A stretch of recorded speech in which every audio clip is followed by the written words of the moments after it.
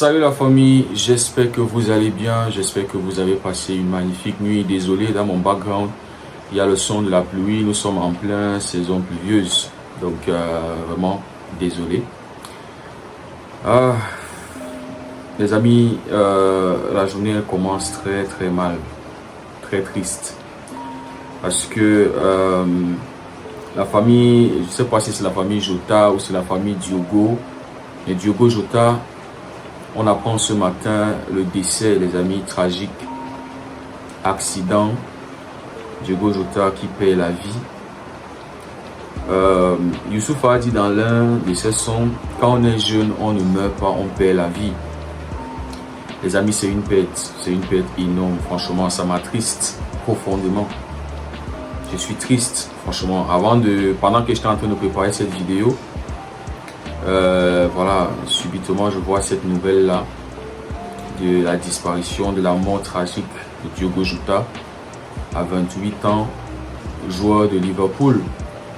Il y a de cela 7 jours, Diogo Jota s'était marié, les gars. Je sais pas comment tu consoles sa femme, je sais pas comment on console ses enfants, je sais pas. La famille, pour ceux qui ont déjà perdu un proche, vous connaissez ce sentiment-là, vous connaissez. Donc, les amis, la journée, elle commence très mal, très mal pour les fans du football, bien sûr. C'est vraiment triste et je ne peux qu'adresser mes sincères condoléances à la famille, sa famille directe, c'est-à-dire sa femme, ses enfants, ses parents, ses frères, ses soeurs, franchement. À Liverpool, à la sélection portugaise, franchement, c'est un coup dur, très dur, les gars. Maintenant, les amis, parlons de notre club, le Barça. Hier soir, on nous dit que le Barça est de retour à la règle du 1 pour 1. Les gens sont sautés sur ça, aller faire des vidéos, aller, voilà. J'imagine que les gens sont contents, ils vont le Barça de retour, machin. Et qu'est-ce qu'on nous dit? C'est Tebas qui informe notre président qu'on est de retour à la règle du 1 pour 1. Pourquoi Tebas lui-même n'est pas sorti? Moi, c'est ça le truc. C'est pour ça que je n'ai pas fait de vidéo. J'ai fait une vidéo juste sur TikTok où je parlais de ça. Hier, je voulais faire une vidéo par rapport à ça, mais voilà, les circonstances ne m'ont pas permis. Mais les amis, pourquoi Tebas lui-même n'est pas sorti pour parler? Vous avez vu Tebas sortir quand on a commencé à mentionner Nico Williams, Luis Diaz et tous les transferts. Il disait comment le Barça sera incapable, le Barça sait ce qu'il doit faire. Le Barça n'est pas en règle, le Barça ne pourra pas enregistrer. Récemment même, il a dit que le Barça ne pourrait pas, je pense que c'est même hier, le matin ou avant-hier, où Tebas était en train de dire que le Barça ne pourra pas enregistrer Nico Williams. Mais maintenant, pourquoi est-ce que l'information vient d'un journaliste qui nous dit que c'est Tebas qui a informé Laporta? Pourquoi Laporta lui-même n'est pas sorti? Ils ont des réseaux sociaux, non? Pourquoi est-ce qu'eux-mêmes ne communiquent pas? C'est pour ça que moi, je ne veux pas croire à ce truc-là, les gars. Parce que c'est les mêmes informations qu'on a reçues en fin de saison. Le Barça de retour à la règle du 1 pour 1, on était là, non, on est tranquille, non, machin. Juste pour qu'on nous dise, il y a de cela quelques jours, je crois, ça fait 2 jours, non, un truc comme ça, 2 ou 3 jours, où j'ai fait une vidéo ici, là. On nous disait qu'il reste 8 millions pour que le Barça soit de retour. Donc il faut comptabiliser, il faut faire. Maintenant, Tebas envoie la nouvelle. Pourquoi Tebas ne sort pas? Que Tebas lui-même, il sorte, qu'il vienne le dire. Le Barça, officiellement, ils sont de retour. C'est le même Tebas qui avait refusé, c'est-à-dire en janvier, quand on a gagné le procès au tribunal concernant l'enregistrement de Dani Olmo et de Pau Victor. Le Tebas est sorti juste quand on se préparait pour les demi-finales. Il sort pour dire comment il ne valide pas ce que le tribunal la décision du tribunal. Le Barça n'est pas en règle. Dani Olmo ne peut pas continuer. C'est le même Tebas. On a un président qui connaît s'exprimer. C'est-à-dire presque tout le temps, il est devant les micros. Pourquoi est-ce que lui-même n'est pas sorti pour nous dire que ok, les Barcelonais, le Barça est de retour à la règle du 1 pour 1, le Barça a géré si le... Pourquoi est-ce que lui-même ne sort pas? Donc jusqu'à ce que Tebas lui-même va dire ça de sa propre bouche, c'est là où je vais croire ces trucs de retour au 1 pour 1. Maintenant, les amis, hier, le Barça a officialisé le nouveau maillot, le maillot de la saison 2025-2026. Les gars, je vais vous dire honnêtement, ce maillot-là, le poulet là, c'est Nike qui cuisine tout ça.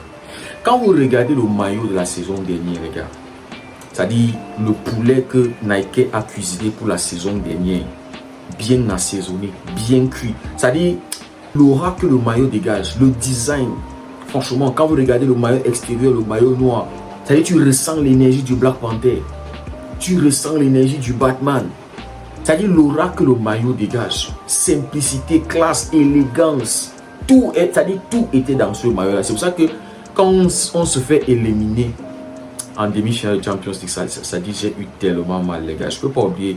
Ça reste une cicatrice parce qu'on méritait tellement. Après l'humiliation qu'on a infligée au Real Madrid, on méritait tellement soulever la Champions League avec ce maillot-là. Normalement, prochaine saison, il faut que le maillot de la saison prochaine ait plus d'énergie. C'est-à-dire tu fais une mise à jour que quand tu regardes, tu sens. Les gars, moi je vous dis honnêtement, je ne ressens pas l'énergie de ce nouveau maillot. Le dégradé là qu'ils ont mis là, les dégradés par-ci, et même, franchement, je ne ressens pas. Même si je porte ce maillot, c'est juste parce que voilà, c'est le Barça. Je vois les supporters du Barça qui, oh, le maillot c'est beau, c'est si. Ouais, ça comment moi je ne vois pas, je ne sens pas le maillot là, les gars. Nike, ce poulet qu'ils nous ont cuisiné, pour moi, c'est pas bien assaisonné, c'est pas bien cuit. Même si je le porte, c'est juste parce que voilà, c'est le maillot de mon club, de la nouvelle saison. Et en plus de ça, l'ami Yama, il va porter le dorsal numéro 10. Merci déjà à Aïssatou Baldé, elle est du côté de la Belgique, dédicace à toi. Aïssatou, tu m'as promis le maillot, j'espère que tu vas tenir à ta promesse. Pour ceux qui veulent m'offrir un maillot, les gars, merci énormément. Les amis, hier soir, on a appris que Ivan Rakitic, légende du Barça, va raccrocher les crampons. Ivan Rakitic a officiellement pris sa retraite du football professionnel. Franchement, les amis, légende du Barça. Rakitic qui prend sa retraite à l'âge de 37 ans seulement. Quand je pense que son compatriote Luka Modric, 40 ans, peut-être va signer du côté du Milan AC pour enchaîner une autre saison. Ajouter à cela la Coupe du Monde l'année prochaine, plus les Ligues des Nations qui vont s'enchaîner. Dans la longévité de Modric, les gars, c'est à saluer. Donc Rakitic, c'est 972 matchs joués, 131 buts marqués, milieu de terrain bien sûr, et 157 passes décisives. Puisque j'ai cité Modric, les amis, en comparaison, Modric, c'est 1028 matchs joués, 117 buts marqués, 170 passes décisives. Franchement, la longévité de Modric, non, c'est un autre niveau, les gars. Maintenant, les amis, hier, Fabrizio Romano a mis un autre dossier sur la table du Barça. C'est-à-dire, c'est comme si, lors de ce mercato, le Barça va sûrement péter les clauses libératoires. Ils ont pété pour Juan Garcia, ils s'apprêtent à péter pour Nico Williams, et peut-être, les amis, le Barça pourrait péter la clause libératoire de Denzel Dumfries. Parce qu'il a une clause libératoire de seulement 25 millions. Seulement 25 millions, les gars. C'est-à-dire la même clause que Juan Garcia, le gardien. Non, les gars. Qu'est-ce que Fabrizio nous dit? Il faut comprendre que Barcelone a montré de l'intérêt ces derniers mois. Mais aucune proposition formelle ni approche officielle n'a été faite. Non, les gars. Le fait déjà qu'ils se sont intéressés, c'est ça qui nous intéresse. Eh oui, les gars.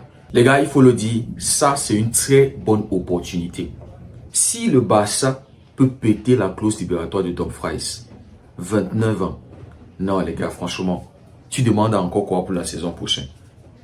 C'est-à-dire tu as solidifié ta défense, tu as eu un gardien, tu as eu un très bon défenseur. C'est pas qu'un simple défenseur, c'est un défenseur qui est capable de t'apporter les assists et les buts. C'est-à-dire, offensivement, il est meilleur qu'un Jules Koundé. Quand on se base sur la saison dernière, il a marqué, je crois, c'est 7 buts délivrés, 11 passes décisives. C'est-à-dire, tu as une plus-value. C'est-à-dire, tu apportes une vraie concurrence à Jules Koundé. C'est-à-dire, Koundé, il va devoir travailler 2 fois plus. Parce qu'on a vu le travail que Koundé a investi la saison dernière. Franchement, Jules Koundé, je ne pense pas qu'il y a un autre joueur qui travaille, peut-être Rafinha aussi. Les gars, franchement, Jules Koundé, c'est un bosseur. Une seule blessure la saison dernière. Dumfries, il en a connu 3. Mais, les gars, tu fais venir Dumfries. Tu as Jules Koundé. Tu as Eric Garcia. Tu fais partie surtout. Parce que si tu fais venir Dumfries, c'est pour faire partie Arroyo. Tu ne peux pas garder Arroyo. Arroyo, je vous ai dit, il a sa place à la Juve tous les jours. Il est titulaire là-bas. Et il est l'un des meilleurs défenseurs du monde là-bas. Et je pense qu'il faut déjà songer à vendre Arroyo maintenant. Tu vends Arroyo, tu es capable de péter la clause libératoire de Dumfries. Donc les amis, Koundé, Koubassi, Inigo Martinez, Baldé, Dumfries. Et tu ajoutes à ça un Eric Garcia aussi. J'espère juste que voilà Christensen, si on fait déjà partie Arroyo, je ne pense pas qu'il faut faire partie Christensen. Il faut que Christensen parte. Ça reste un top défenseur. Et on a vu qu'il a décidé de revenir très tôt pour se préparer pour la prochaine saison. Il est déjà en train de faire sa pré-saison à lui, de manière individuelle. Donc, s'il peut rester fit, les gars, moi, j'aimerais avoir Christensen encore là au Barça. Il est jeune, 29 ans, même âge que Dumfries. Franchement, les gars, imaginez une défense du Barça avec Baldé, Koubassi, Koundé et Dumfries. Tu as Garcia dans les goals. Oh, les gars, imaginez Dumfries sur le couloir là avec Lamine Yamal. Le poulet qu'ils vont cuisiner. Bien assaisonné, bien cuit. C'est-à-dire tu vas le déguster avec de la mayonnaise, de la moutarde, je ne sais pas trop. Franchement, les gars, ça va jouer. Ça va jouer fort la saison prochaine. Avec un Real Madrid qui a un nouveau système de jeu. Avec Trent Alexander et Fran Garcia qui sont très hauts. Non, les gars, franchement, j'espère qu'on pourra péter cette clause libératoire là. C'est une opportunité. Et on sait quand Fabrizio Romano parle de quelque chose, il y a une assurance dans la chose. Il ne parle pas pour parler. Donc les gars, j'espère que cette rumeur ou en fait, on espère que elle va se fructifier. On espère que voilà, on va entendre plus parler de cela. Parce que j'ai vu des commentaires des supporters de City, des supporters de United, des supporters d'Arsenal qui sont en train de s'interroger, mais pourquoi notre club n'est pas en train de mettre l'œil sur ce deal-là? Donc les gars, Dumfries, je ne sais pas si vous prenez, mais moi je le prends. Tous les jours, on a vu comment il nous a fatigués en demi-finale. À lui tout seul, je crois c'est 2 buts, 3 passes décisives, un truc comme ça. Ou 1 but, 3 passes décisives. Mais il a été un acteur principal pour éliminer le Barça de la demi-finale de la Champions League. Et je pense qu'il aimerait prendre un nouveau défi avec la façon dont la saison s'est terminée. C'est-à-dire, après avoir battu le Barça, il se voyait faire une saison, remporter la Champions League, faire une grosse saison, marquer 7 buts contre le Barça. Le combat qu'on a livré. C'est-à-dire, l'Inter dans leur tête, ils se disaient non, c'est nous la meilleure. On tape le Paris en fait. Mais non seulement, ils ont tout perdu à domicile, ils ont perdu en Europe, ils sont allés en Coupe du Monde, ils se sont fait éliminer de manière honteuse. Franchement. Donc je pense que le Barça doit se saisir de cette opportunité. C'est une magnifique opportunité du marché. 25 millions, c'est vraiment... C'est pas grand chose les gars. C'est pas grand chose. Quand on voit les défenseurs qu'on signe à des 80, presque 100 millions, on parle de Maguire qui est arrivé à United à... Voilà les gars, je pense que c'est une très bonne opportunité. Dites-moi ce que vous en pensez dans les commentaires. Si le contenu vous a plu, n'hésitez pas à liker, à partager. Pour ceux qui découvrent la communauté, n'hésitez surtout pas à vous abonner. Merci beaucoup d'avoir suivi la vidéo. On se dit à très bientôt. Prenez tout soin de vous. Que Dieu vous bénisse.